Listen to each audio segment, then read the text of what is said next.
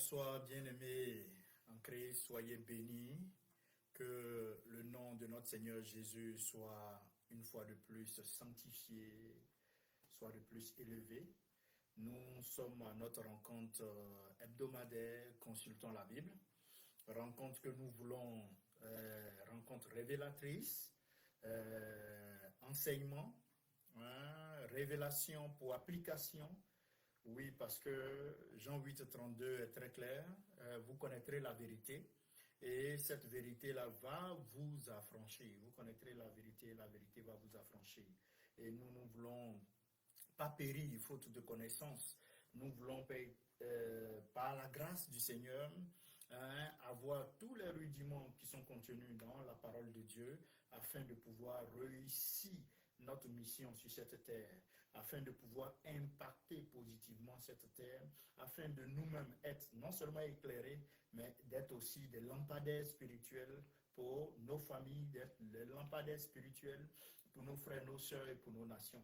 Que le Seigneur vous bénisse. Et recommandons cet instant de réflexion, d'étude à notre Père Céleste. Dieu de gloire, nous voulons te bénir, nous te disons merci pour cet instant. Merci de diriger toutes choses par ton Saint-Esprit. Que tout ce qui sera fait et dit soit pour ta gloire. Soit pour ta gloire. Qu'au travers de cette petite réflexion, Père éternel Dieu, tu puisses toucher des cœurs. Ramener les cœurs à toi, les cœurs endurcis. Tu puisses, Père éternel Dieu, briser l'orgueil, briser la haine, briser l'incrédulité et ramener ces cœurs à toi. Sois élevé. Excellent Père, nous t'avons prié dans le précieux et beau nom de notre Seigneur Jésus-Christ. Soyez bénis. Merci, bien-aimés. Nous avons depuis peu entamé une série d'études sur l'alphabet hébraïque. Cet alphabet a des particularités et l'Ancien Testament a été écrit en hébreu, en araméen, mais surtout en hébreu.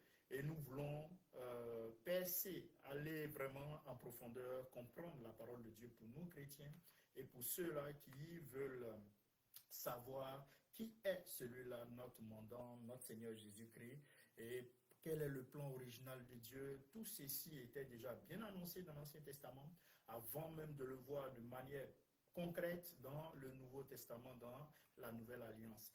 Tout cela, tout ce qui apparaît, Nouvelle Alliance, était déjà prévu, annoncé, préparé déjà depuis le commencement.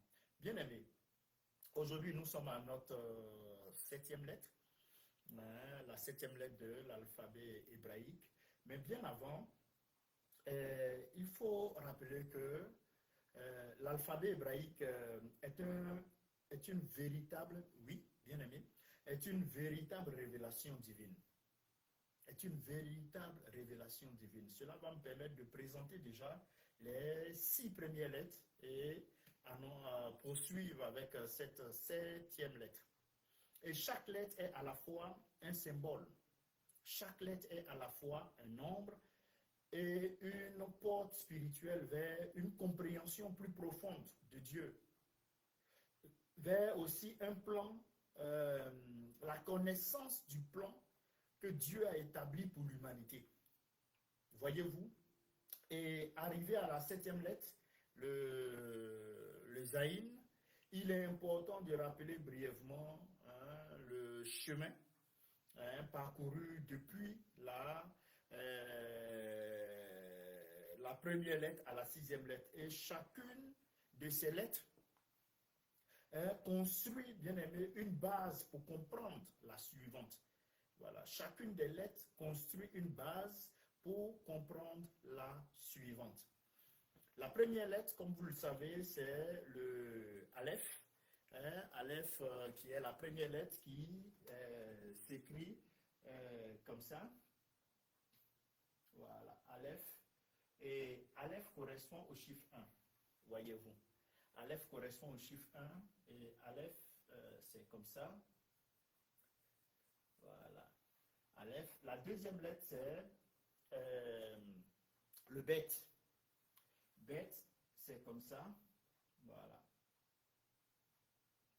Bet, c'est 2. Bet. Voilà. Et la troisième lettre, le guimel. Excusez-moi, j'ai mon marqueur qui me fait un peu défaut. 3, le guimel. Et la quatrième lettre, le dalet. Le dalet, c'est écrit comme ça. Voilà. Le dalet, là, qui correspond au chiffre 4. Dalet. Et la cinquième lettre, le E. Le E s'écrit comme ça, qui correspond au chiffre 5. Le E. Et la sixième lettre, le Vav. Le Vav, c'est ça, le 6, qui Vav, voilà, Vav. Le Vav, je prends ce marqueur-là, le bleu, voilà, le Vav. Voyez-vous. Donc, chacune de ces lettres correspond à un chiffre. Et chaque chiffre nous donne beaucoup d'informations sur la lettre. Vous allez voir que déjà avec Aleph, Aleph fait ressortir déjà ici unicité de Dieu. Donc, Dieu 1. Si vous voulez, permettez-moi d'écrire Dieu 1. Donc, Dieu unique, unicité de Dieu. Et Dieu qui est unique décide d'établir au travers de Beth, c'est-à-dire Beth, la maison, et aussi la relation. Donc, notre Dieu qui est unique et invisible décide d'établir une relation et habiter, donc relation, habitation. Habitation dans l'humanité, donc habiter dans l'homme, faire de l'homme son habitation. Et le Gimel, le 3, qui est la grâce en mouvement. La grâce en mouvement, je mets la grâce en mouvement. Voilà. La grâce en mouvement, là c'est la plénitude. Donc Dieu veut habiter dans l'humanité, dans sa plénitude. Il veut habiter en l'homme, dans sa plénitude. Et cette grâce-là, qui est faite à l'homme, est en mouvement vers le Dalet. Le Dalet qui est la porte. La porte, c'est l'humilité. Le cœur ouvert, le cœur assoiffé, qui reconnaît sa faiblesse, qui tourne le regard vers Christ, qui tourne le regard vers Dieu. Donc, ici, la porte, ou si vous voulez, vous pouvez mettre humilité. Et le « et » qui, c'est le souffle de la grâce. Vous allez voir que le « et » tel qu'il est écrit là, apparaît dans le tétragramme Yahweh. Voilà pourquoi dans la prononciation en hébreu, Yahweh, c'est comme un souffle. C'est comme Yahweh. Donc, c'est un souffle. Voilà. C'est un souffle, le souffle de la grâce. Et vous verrez que la lettre, c'est le et, c'est le souffle divin. Le souffle divin, c'est ce souffle-là qui donne la vie, qui rend un corps vivant, qui rend le corps vivant. Donc, Dieu qui vient habiter dans l'humilité, dans toute sa plénitude, dans le corps qui est demandeur, le pauvre, c'est-à-dire celui-là qui est humble, qui est demandeur de la grâce divine, Dieu vient habiter en lui donnant la vie. C'est ça le « et ». En lui donnant la vie, en lui donnant son souffle, la révélation de l'identité nouvelle, comme Adam, comme Abraham. Quand Dieu habite dans un corps, c'est un nouveau corps, c'est une nouvelle révélation, c'est une nouvelle identité. Ce que tu ne pouvais pas faire, tu peux maintenant le faire. Ce que tu n'étais pas, tu peux maintenant l'être. Quand Dieu habite. Et là maintenant, on arrive au Vav. Le Vav, la sixième lettre, c'est le lien entre le ciel et la terre. Donc, ici, c'est le lien entre Dieu et les hommes. Donc, lien, vous pouvez mettre là, lien. Excusez-moi, mon marqueur me fait défaut. Il va falloir que j'en trouve de nouveau. Merci. Donc là, lien entre ciel et terre. Voilà. Lien entre Dieu et les hommes. Donc le Vav qui est là, verticalement, se présente, permet d'établir le lien entre les cieux et la terre. C'est le symbole du crochet, du vin ou du clou. Ça représente aussi la croix de notre Seigneur Jésus-Christ. Jésus qui a été cloué entre ciel et terre, il était suspendu entre le ciel et terre, représentait ce lien-là. Et en effet, Jésus est le lien entre nous et Dieu, parce qu'au travers de sa mort, de sa résurrection, Jésus nous reconnecte au Père. Donc le Vav, c'est la connexion, je peux dire nouvelle, parce que cette connexion avait été brisée par le péché d'Adam et Ève. Donc Christ qui représente cette connexion, le Vav ici représente le clou, le crochet divin, le clou qui relie l'homme et qui préfigure déjà, comme je l'ai dit, le sacrifice, la mort à la croix de notre Seigneur Jésus-Christ. Bien aimé, ayant rappelé déjà ces 6 premières lettres que nous avons vues jusque-là, ces 6 premières lettres nous ont déjà révélé le chemin, un chemin spirituel puissant. Déjà avec l'analyse, un chemin spirituel puissant est révélé. Sachez que le chrétien ne vit pas d'informations, mais de révélations, car ce sont les révélations qui nous permettent de marcher comme il se doit, d'accomplir notre mission, nos objectifs.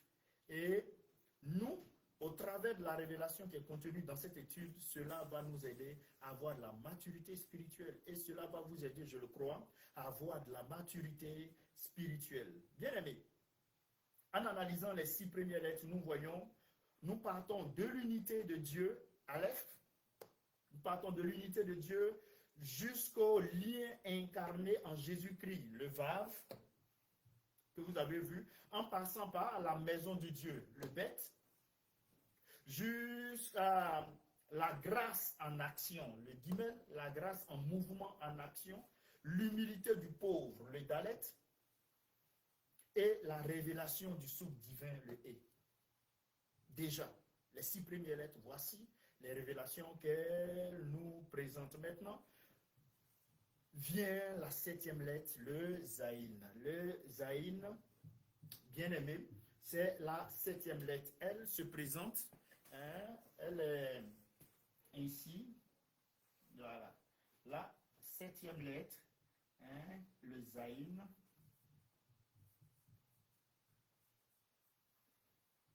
C'est cette 7e lettre de l'alphabet hébraïque.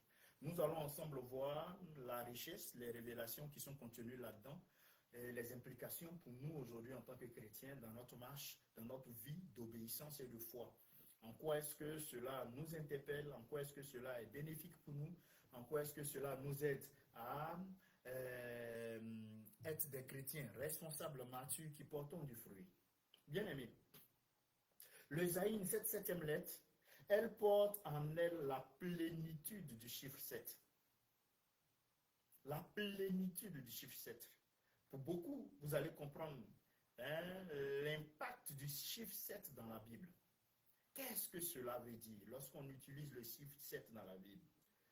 Ici, le Zaïn veut dire repos, l'accomplissement et la perfection. Repos, accomplissement, repos, accomplissement, comme City of Accomplishment, accomplissement, et j'ai parlé du 3e élément, repos, accomplissement et perfection. Voyez-vous, tout ça est révélé par le Zaïn. Est révélé par le Zaïn, le chiffre 7. C'est le chiffre de la plénitude. Beaucoup de chrétiens le disent. Le chiffre 7, c'est le chiffre de la plénitude. Aujourd'hui, avec l'aide du Seigneur, vous allez savoir, avec des éléments à la base, à l'appui, pour vous donner beaucoup d'assurance maintenant. Quand vous dites que c'est le chiffre de la plénitude, c'est le chiffre de la totalité, c'est le chiffre de l'accomplissement. Bien aimé, Zaïn n'est pas seulement un symbole de repos. Oui. Son nom signifie aussi arme, épée. Vous voyez, là, le symbole même ressemble aussi à une épée. À une épée, pardonnez. Excusez le lapsus, sorry. Le symbole ressemble aussi à une épée. Donc, on va voir tout à l'heure le sens hébraïque et aussi le sens biblique. Mais déjà, je présente un peu le contexte. Donc, c'est aussi une arme. C'est aussi une arme. Son nom signifie aussi une arme, épée. Elle nous donne, elle nous enseigne que le repos de Dieu et la victoire spirituelle viennent de la parole vivante. C'est-à-dire viennent de l'épée de l'esprit. Voyez-vous, déjà ce que nous retenons et nous avons comme révélation, c'est que le Zaïn nous enseigne donc que le repos de Dieu et la victoire spirituelle viennent par la parole vivante, viennent par la parole vivante et par l'épée de l'esprit. N'oublions pas que le 7e jour de la création, qu'est-ce que Dieu a fait? Dieu s'est reposé. Dieu a vu que la création était complète. Dieu a apprécié, a admiré son travail merveilleux qu'il a abattu. Donc, raison de repos, raison pour laquelle j'ai parlé d'accomplissement. Parce que Dieu a accompli son chef-d'œuvre. Il a achevé et il a dit lui-même que c'était parfait. Perfect. Yeah. C'est parfait. Voyez-vous. Donc, bien aimé, Zaïn est ainsi la lettre qui unit deux vérités, mais qui sont complémentaires. Deux vérités, mais qui sont complémentaires. La première vérité, c'est la perfection divine dans le repos, le 7e jour, comme on l'a dit, avec Genèse. Genèse 2.2. Voilà. Le 7e jour, bien aimé, vous allez voir aussi que la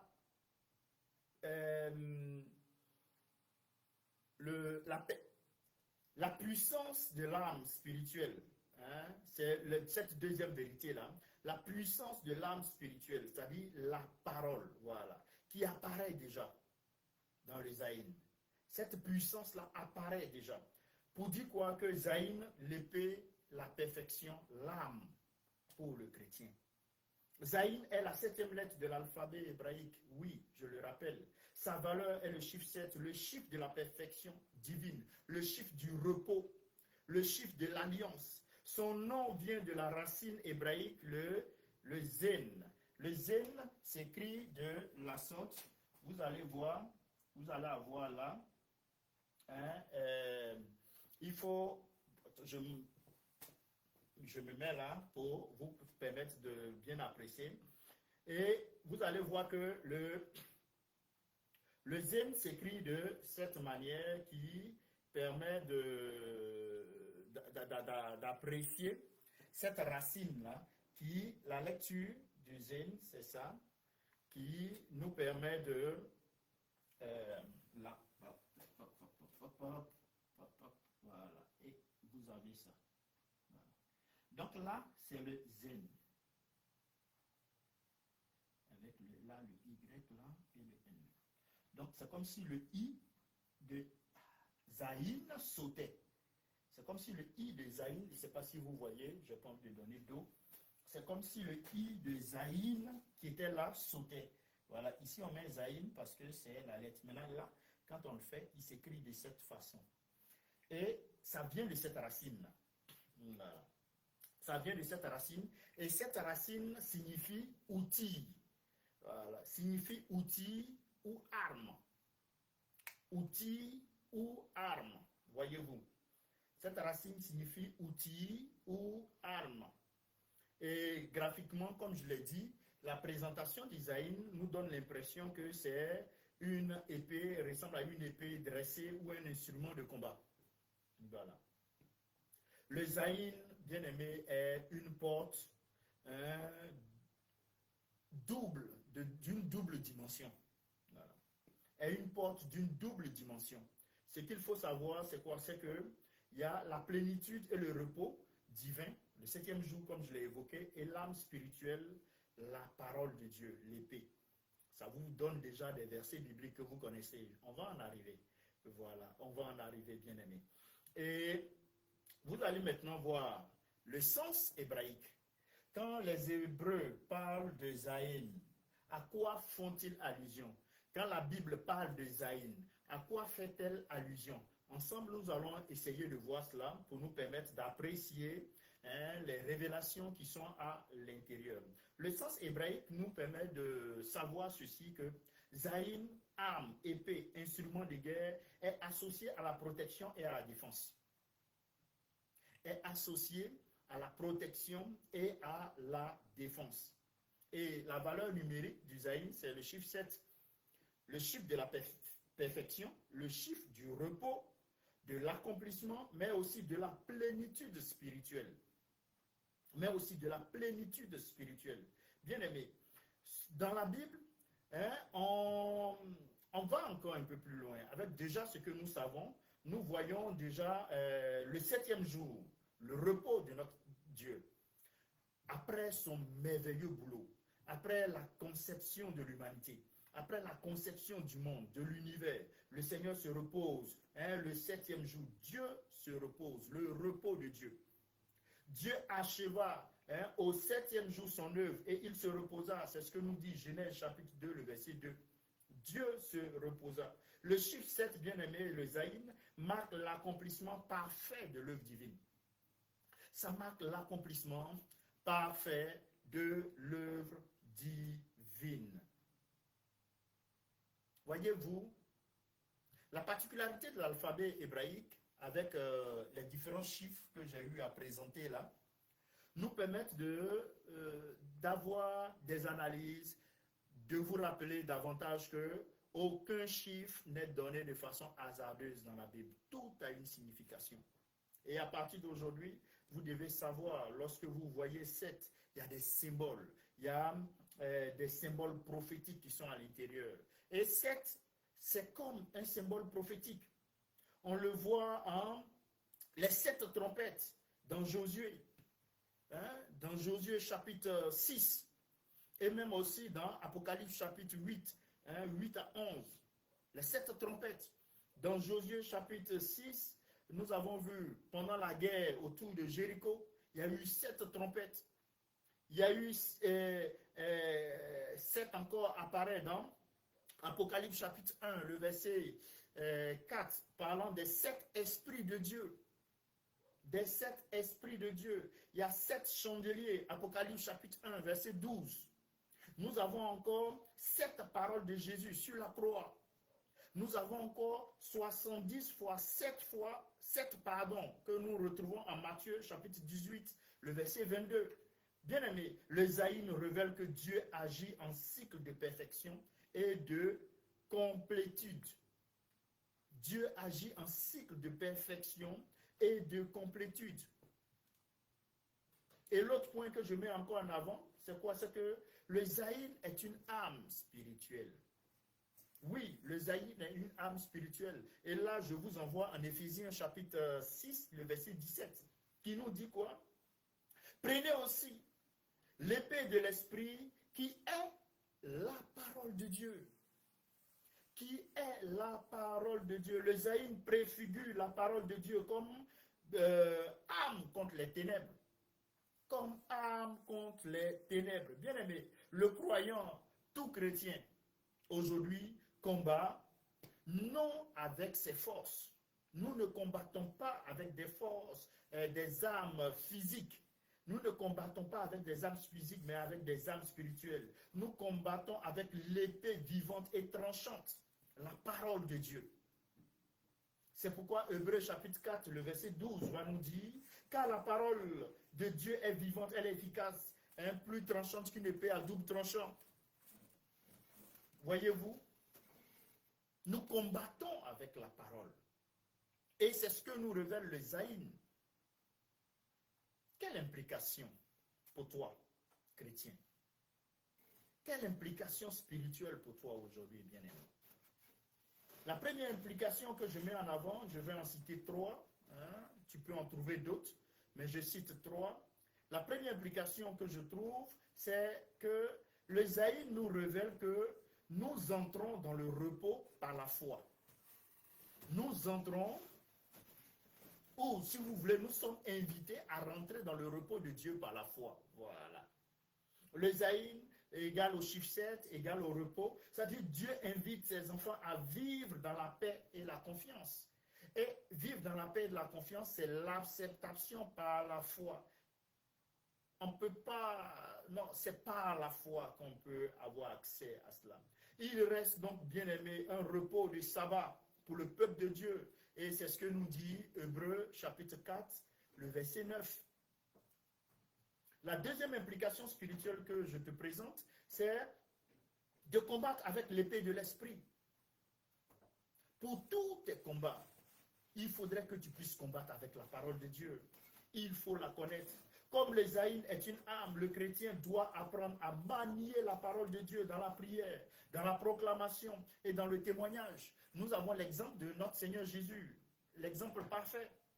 Jésus dans le désert répondit au diable, il est écrit. Matthieu chapitre 4, le verset 4, il est écrit. Et la troisième implication, c'est bien sûr de vivre la plénitude et l'accomplissement. Il faut que tu puisses vivre la plénitude et l'accomplissement. Bien aimé, le chiffre 7, le Zaïm, rappelle que Dieu complète ce qu'il a commencé. Oui, notre Dieu, il n'y a pas d'inachevé chez lui.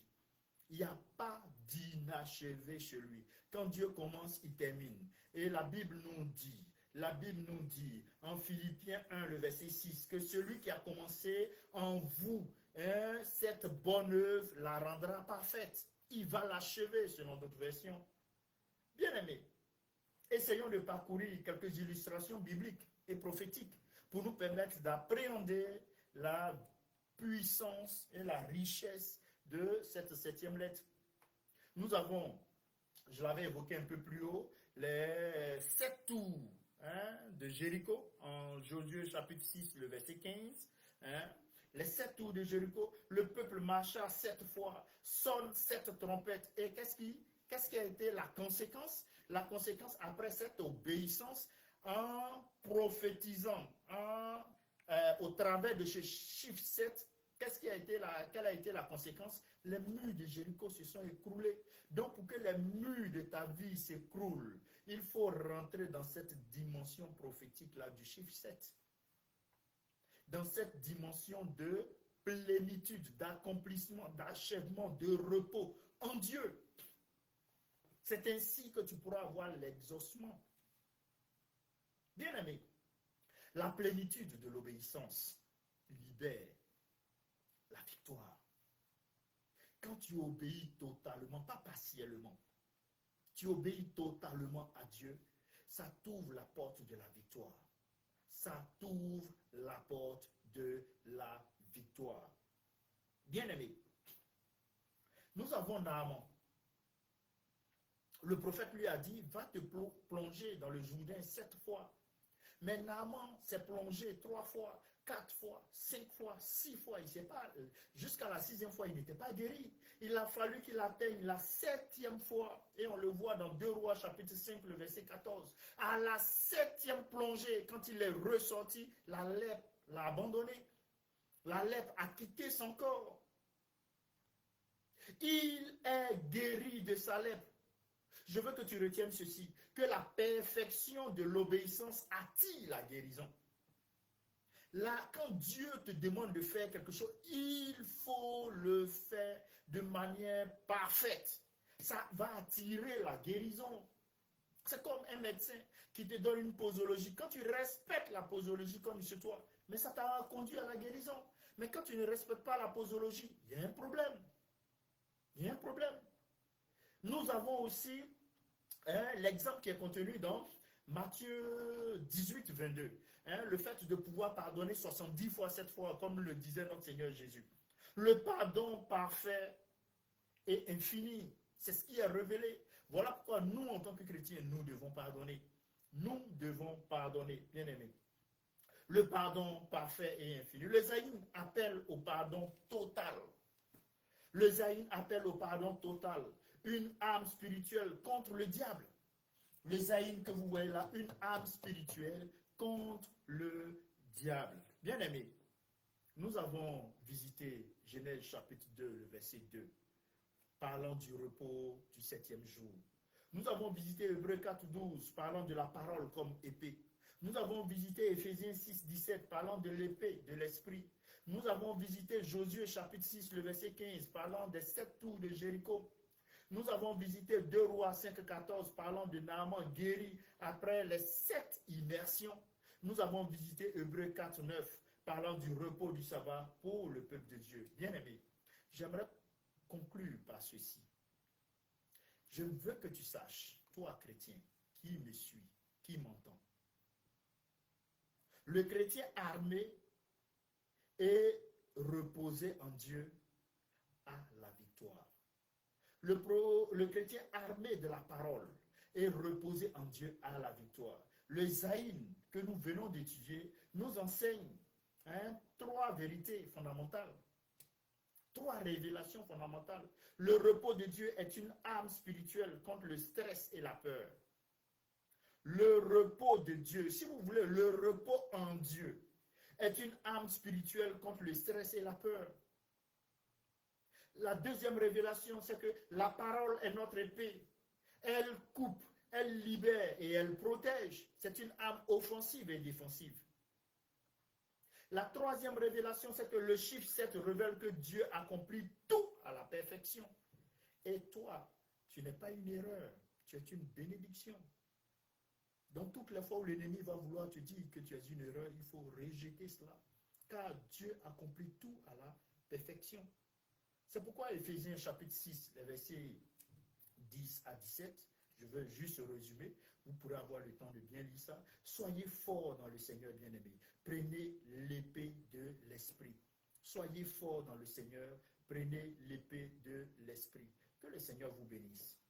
Et que le Zaïn, qui est le repos, qui est l'accomplissement, qui est la perfection, soit à votre partage. Que vous puissiez rentrer dans le repos du Seigneur, que vous puissiez commencer et achever tout ce que vous entreprenez et que la perfection s'attache à vous. Vous soyez excellent dans tout ce que vous entreprenez. Step by step, vous allez arriver, aller de gloire en gloire avec le Seigneur pour l'honorer, le magnifier. Je vous remercie pour le temps que vous avez accordé à cette réflexion, pour le temps que vous avez pris pour apprendre. Oui, bien-aimé, on a besoin d'être éduqué, on a besoin d'être enseigné, car l'enseignement, l'éducation nous permettent de déboucher sur les révélations qui nous rendent responsables et nous permettent de comprendre et rentrer en obéissance avec foi à la parole de Dieu pour être des témoins qui portent du fruit. Car nous devons porter du fruit, nous devons impacter, nous devons marcher avec puissance sur cette terre. Que le Seigneur vous bénisse et que la gloire revienne à notre Seigneur Jésus-Christ, grâce à qui cela est possible. Soyez bénis et à très bientôt. Merci beaucoup. À bientôt.